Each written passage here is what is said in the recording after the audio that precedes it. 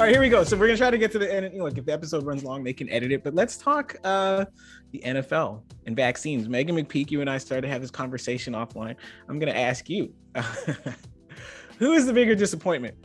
Aaron Rodgers, whom many people call Aaron Rodgers, who was immunized but not vaccinated and had it blow up in his face the other week, or Antonio Brown, who allegedly got his chef to procure him a fake Johnson & Johnson vaccination card so he could play unimpeded this season. Which of these is a bigger disappointment to you?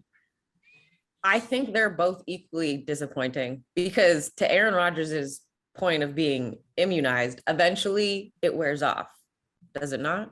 I feel like that's been told to us that at a certain point, if you've had COVID, it eventually, like those antibodies that it builds up, eventually they wear down. So you're not the same. So that is education. So I'm disappointed in that. And I'm disappointed in Antonio Brown for procuring this. Like, you could have easily just gone unvaccinated, dealt with that situation.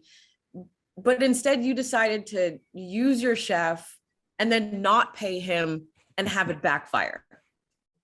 Like, I think both are equally as disappointing in their own rights, in their own categories of disappointment and immunization, fake vaccine card. Both are disappointing because each team has now been let down by a specific player, the quarterback and one of your best offensive players. So you've screwed the pooch by both people.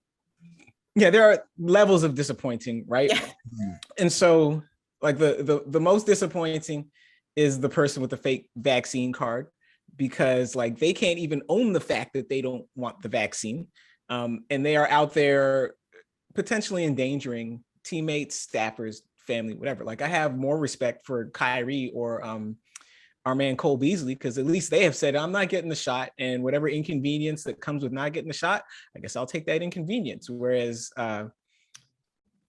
Antonio Brown, and to a lesser extent Aaron Rodgers, have said, well, I want all the benefits that come with being vaccinated, but I don't actually want to be vaccinated. Now, where Aaron Rodgers is like a little bit less disappointing than Antonio Brown is that at least Aaron Rodgers made a half-assed effort to protect himself from the disease. Right now, he thought he was using his whole ass. Like, he thought this immunization process, whatever, the elderberry, whatever it is going to protect me from the disease. And it wound up not protecting him, but he had the thought. Now, masquerading as someone who was vaccinated is something different, but he did at least make a half-assed effort to protect himself from the disease. So he's a little bit less disappointing than Antonio Brown under these circumstances. Dave Zirin, what do you think? Oh, yeah, I disagree. I mean, first of all, the person that I'm most concerned about is Antonio Brown's chef. I mean, that sounds like the worst possible job. And you factor in, I mean, who would want to be Antonio Brown's chef, for God's sakes? Well, when you read that Tampa Bay Times story, Dave, like the list of the different types of service providers that Antonio Brown allegedly has not paid just keeps growing and growing and growing. But go ahead.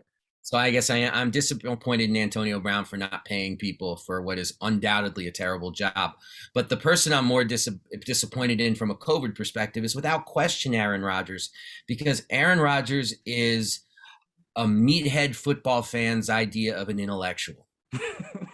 He is seen as somebody, because he's been held up by the sports media as somehow somebody who's intelligent, who has something smart to say, who isn't your typical football player, and he's a little distant from the team. He's somebody who knows things. Like, he went to Berkeley and all this stuff. So when you have somebody who has the pretense of being an intellectual, when you have somebody who's an unintelligent person's idea of what a smart person sounds like, give voice to this anti-vax nonsense that actually has an actionable effect on how other people see the vaccination. That actually has a ripple effect on people in the Midwest where vaccination rates are not great, saying, Aaron Rodgers is my guy, so maybe he knows what he's talking about. Let me see how much elderberry costs. And I think that has a greater societal harm than Antonio Brown, who I really don't think is anybody's role model, particularly not workers who like to get paychecks. Well, Can that's we- the other thing about it. Go ahead. Can I go ahead, please just make a plea? Can we stop throwing elderberry under the bus? Megan. Oh, yeah, that's true. I like elderberry. It was just the first thing that came to mind. Sorry, ivermectin. But then somewhere like some veterinarian is like, hey man, quit kicking dirt on ivermectin. This is a useful drug, just in different circumstances. Y'all leave ivermectin alone. And then ivermectin's over there like, yo, how I get in it? What's the saying? My name is Bennett. I ain't in it. That's what ivermectin. That's a thought bubble above ivermectin's head.